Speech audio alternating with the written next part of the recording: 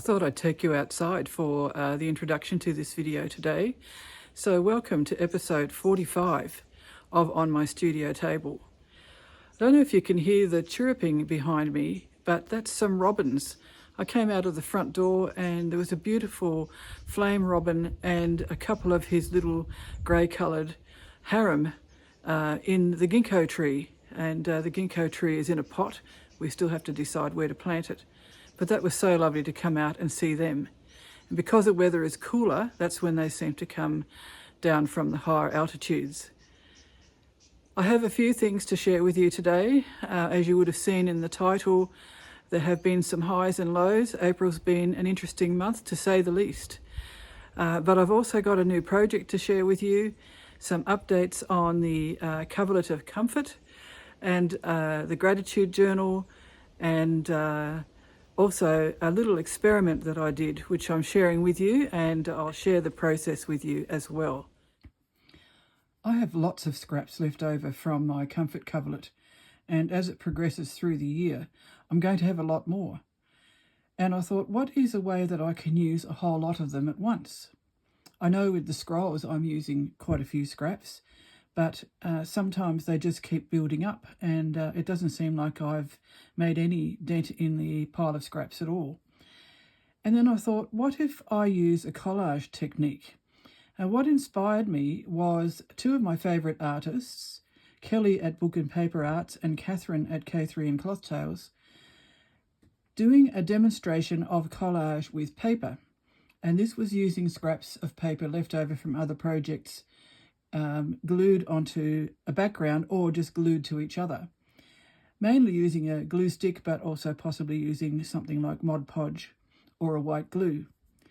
And it got me thinking. I thought, what if I used fabric to do something like that? Now, I didn't want to use glue on fabric, so what I did was I actually used some fusible web. So this is fusible web. It has a paper backing, a smooth side and a rough side, and the rough side is the glue part. And what I did was I sprinkled some scraps on some of the fusible web, and then used my iron and a release paper, which is for me baking paper or parchment paper, so it wouldn't stick to my iron. And rather than try just to explain it to you in words, I've made a little short clip to show you how I did it.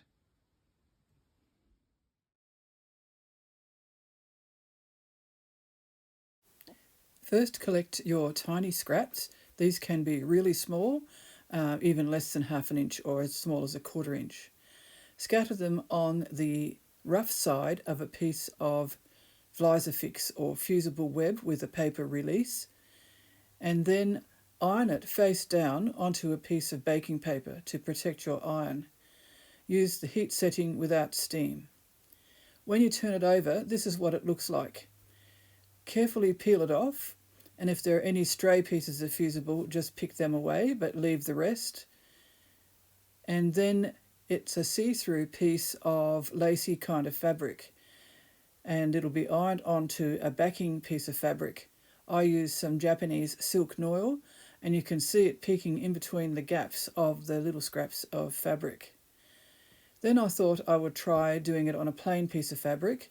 So when I ironed it onto the fusible web, I trimmed the edges a little bit more than I did before, and used the same process, and then ironed it onto a piece of vintage Japanese cotton which I'd eco-dyed. And these are the results, which I will cut into various shapes to add to different projects.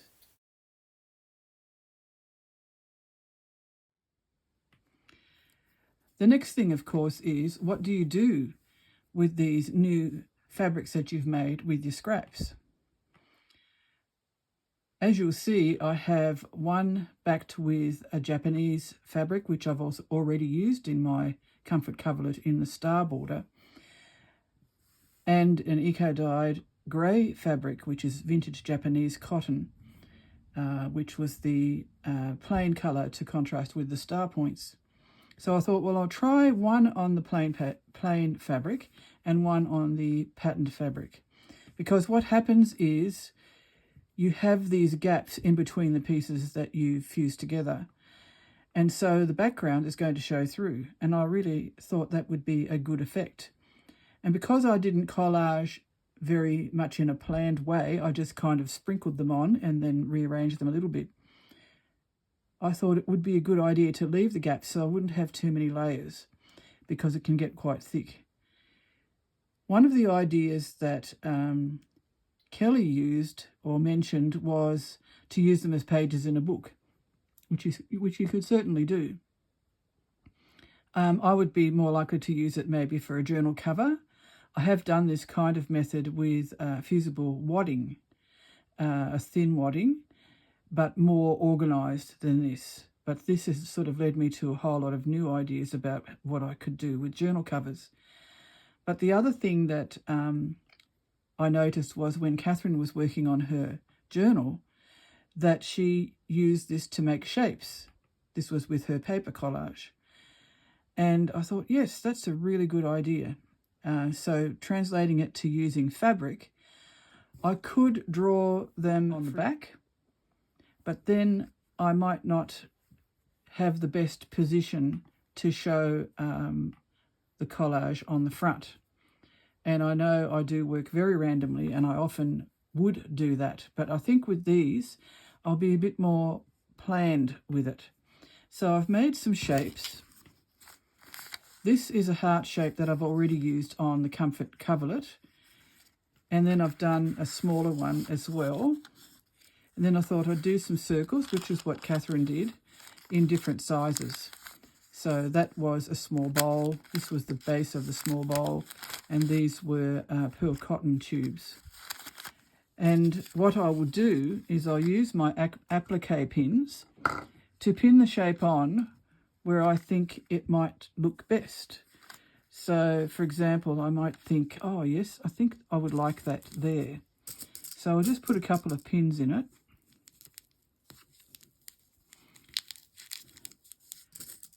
And then I'll cut it out. And I'll do the same with maybe the larger circle. So I might put that here with that pinkish colour, not smack dab in the centre, but offset a little bit. And then I've got a shape to cut around. And then this other heart, I might put here, just there. And I might be able to put another circle here, just a different size. Perhaps there. And I still have pieces left where I can do some smaller shapes. I could do squares. I could do any shape I wanted to, really. But just to suit whatever it is I'm working on. And these can be appliqued down. And I could use machine stitching, of course, but because my coverlet, which is where I think I will use these, is made by hand, I'd like to keep doing it by hand. So possibly I would use blanket stitch or overcast stitch to stitch these down once I've cut them out. So I'll just go away and I'll cut them out and then I'll show you what they look like. Here are my shapes all cut out. So I'll just take the pins out of them and we'll see what they look like. And I'm actually really happy with that. I really like how that looks. So that came out of this fabric here.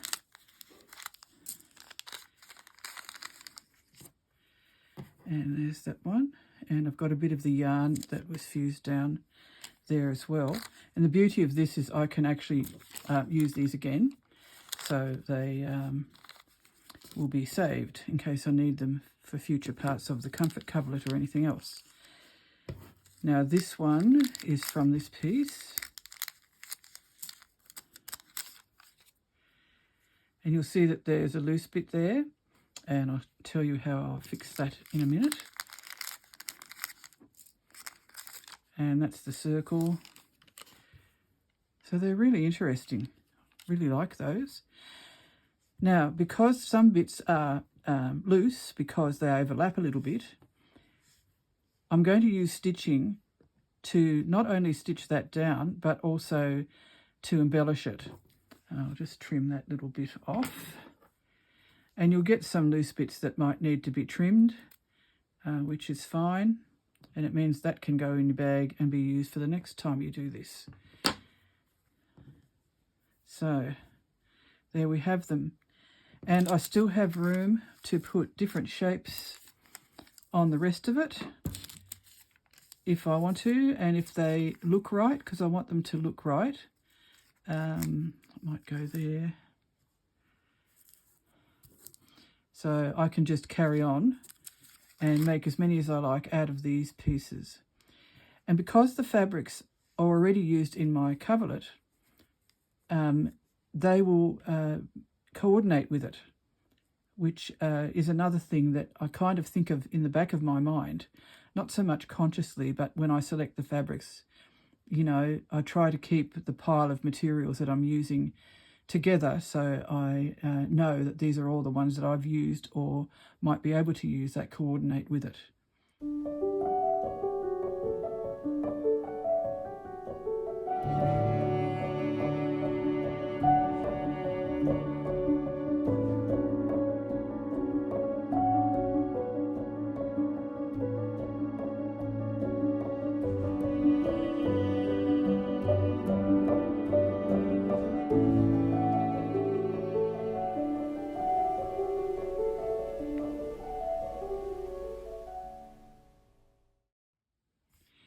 Since my last video, I've joined all the blocks together and made them fit onto this piece of foundation fabric, which is this checkered pillowcase. That will all be hidden when the quilt is put together, but it just gives me a foundation that I can work with and adds a bit of robustness without making too thick. And I've invisibly basted all onto the foundation cloth so that I don't have to worry about pins. And when I did the invisible basting, I did them in the seams. So going across, I did those 2 rows kind of, and just going along to the other end on top and bottom. But I've left the bottom mainly loose so that if I want to tuck things underneath or fold it under when I join it to the other section, it's easy to do. And then I also stitched it down. So I did it on each vertical seam, did an invisible baste along there as well. Not on this part, but wherever the seam continues, which it does here, I went to the end, or nearly to the end. I left a little bit. The other thing you'll notice is that I've added some roses. These are applique roses.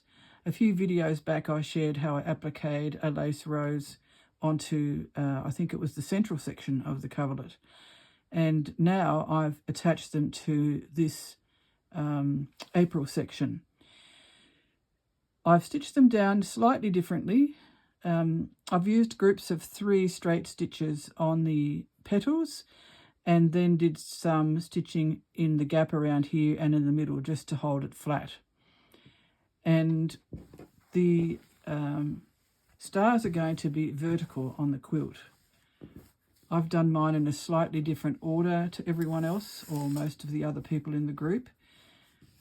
So this is a longer section that's going to go right along the side of the coverlet. And so the roses are facing this way. When I did this on the coverlet section in the middle, I had a stem and a leaf on it, but this time I thought, no, I'll just do the flower itself. Now, other ideas for embellishment, or for people who didn't like to do pieced stars, were to maybe do some fabric applique stars of different shapes. So I've done some, and I actually put these onto fusible paper so that I can just fuse them down, and that way they'll stay there when I stitch them. So I just need to play around with where I'd like to put the stars and just see how I think it looks. I'll just scatter them evenly down the border. And because, as I said, it's facing this way when it's attached to the coverlet, I'll make them face that way as well. So it should be quite interesting. Now, I also made these stars, made these shapes, which could also go on this. And because there's a lot of detail in the other sections of the coverlet, I'm thinking that I'll be adding a lot of detail to this too. So for example, I'll just move this. The heart could go there. Maybe not too close to the edge. I'd have to move it in because I need to remember that I need seams there. So because that's overlapping the star and I don't necessarily want to cover the star, I might use the smaller heart for that. So maybe like that. And that will actually be quite a nice addition. So we've got quite a bit going on here. We've got a rose, move it up again, a rose and a star and a heart. But, you know, I might put that star down a bit further. In fact, I quite like it like this. And as I said, when I was demonstrating these, I'll probably stitch this with a bit of embroidery design of some sort before I attach this. And then I'll use a blanket stitch or an overcast stitch to attach it down. So it should be quite interesting to add different elements to this section of the border. And I'll just play around with that and see what I like.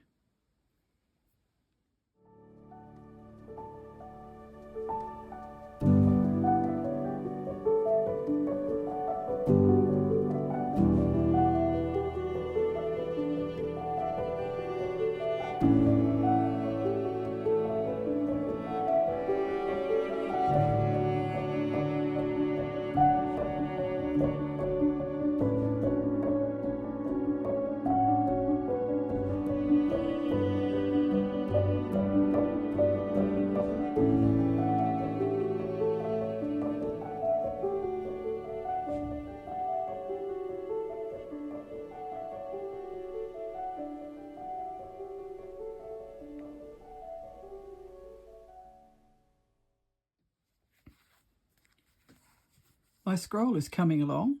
I've done a lot more stitching since the last video, some of which I've shared on my Facebook and Instagram pages. And I'm really enjoying it.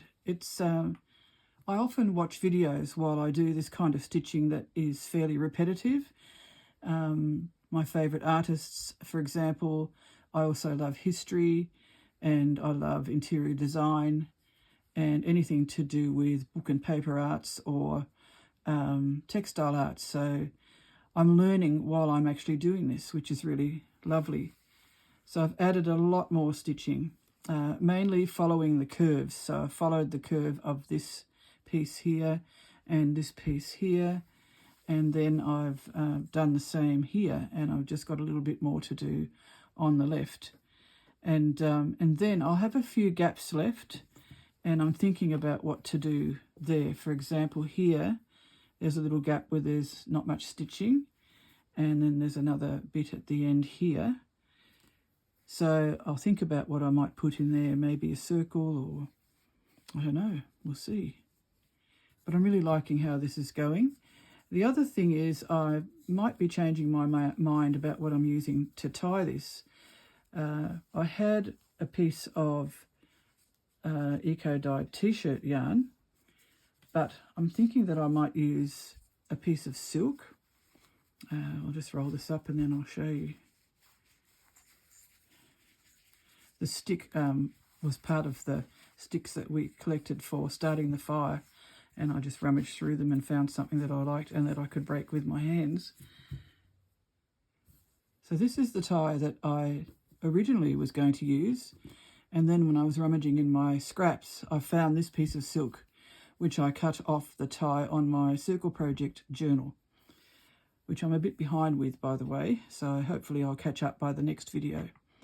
So I'll just try each one on, and you can tell me which one you prefer. I'll just do it like that. And the other one is more of a contrast. I did think about twining them together as well, but I think that it would be a bit too thick. So that's the other possibility, which is the original idea that I had. So let me know what you think in the comments. Which one do you prefer?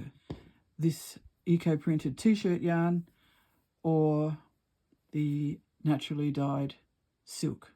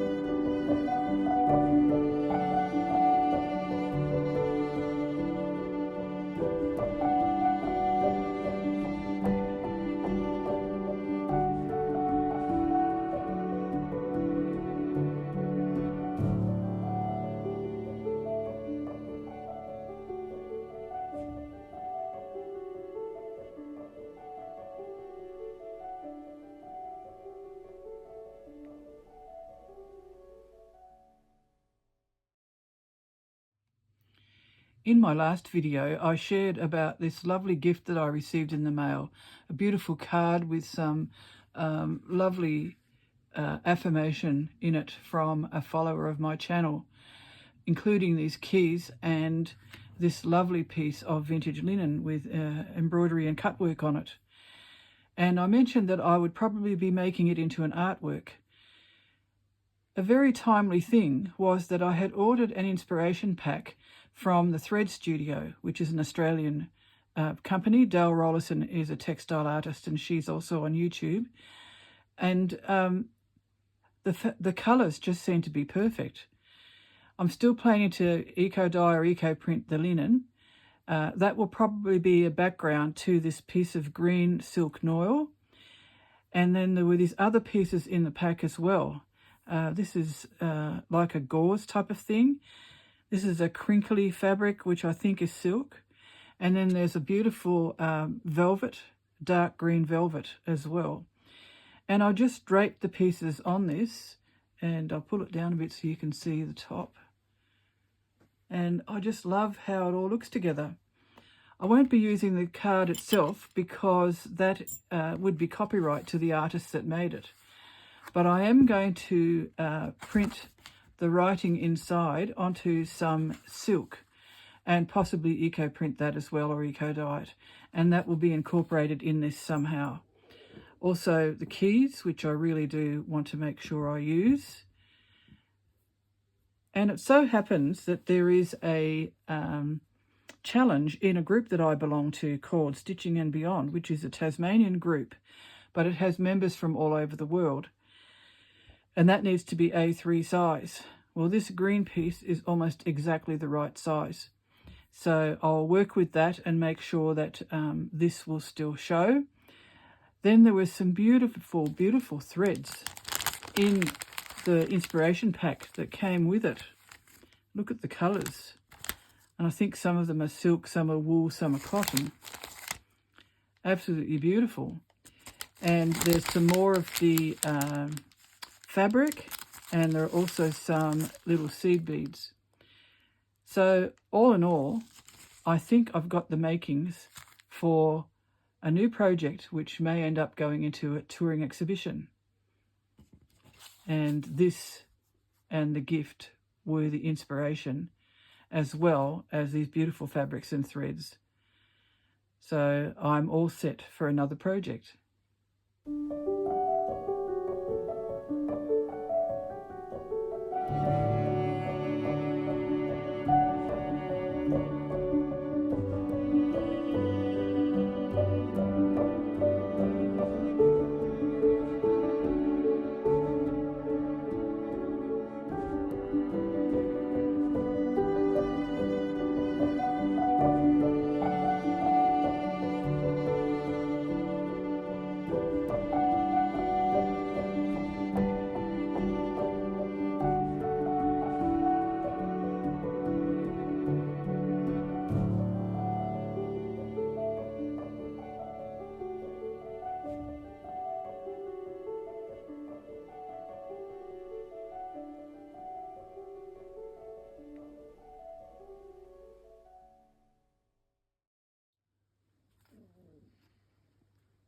The month of April has been a month of highs and lows. We heard the other day, 2 days ago, that a friend who we saw only a few weeks before collapsed, and when he was taken to hospital, they found that he had inoperable cancer and only had a few days to live. So that has been difficult to process. But the good things that have happened have been that we've had some family birthdays. We had our granddaughter India's 8th birthday and our granddaughter Amaya 16th birthday. Amaya was also born on my birthday, so that was a wonderful gift to receive 16 years ago. It's also the month that my mother's birthday was, on the 6th. So, you know, that is a bittersweet feeling as well. But it's a lovely time to remember her. She was just a lovely person, very, very strong-willed, very kind, a really good mum. So in my journal, it's been a bit tricky, as you can imagine from what I've just said. So this is my gratitude journal, and every week I write down things to be grateful for. And I know that I have many things to be grateful for, and I do try to concentrate on them. But sometimes when you receive news like we have received this week, and the fact that between us we've been to 3 funerals or wakes within 2 weeks, it's not easy. So I was up to the 2nd of April, so that's week 13 and week 14. We're doing the gratitude journal through Jeri Bellini, and she has a YouTube channel, and I'll share the link in the description below. And if you can hear a noise, it's because the young man who comes and does our lawn turned up just a little while ago. So I hope it's not too intrusive. And so what I've written for the 2nd of April is that April is both a month of celebration and of some sadness. So we had some lovely family get-togethers at India's birthday. That was at the Sport and Skate Park in Launceston. That was her choice. And we also saw Amaya then, and then our son and his family came to visit on the week of my birthday, just last weekend. So, and our daughter was there too, and it was just so lovely to spend time together. But as I said, there have been other things that have been difficult. And the thing about my mother too, her birthday, as I said, would have been on the 6th of April. She died of cancer, so I'm a survivor, and my mother wasn't. And that's sometimes difficult to think of as well. I guess what I am grateful for in relation to that is that my cancer was easy to diagnose, whereas hers wasn't. So it was too late. And yes, we don't like talking about the C word, but it's been very much a part of what's been happening recently for us. The other thing about it is that when someone does pass away, the lovely thing is that you get together with people that you might not have seen for a long time. So that's what I wrote about in week 14, that it was just so lovely to see people, some of whom we hadn't seen for over 30 years, and to catch up with them and what was happening in their lives.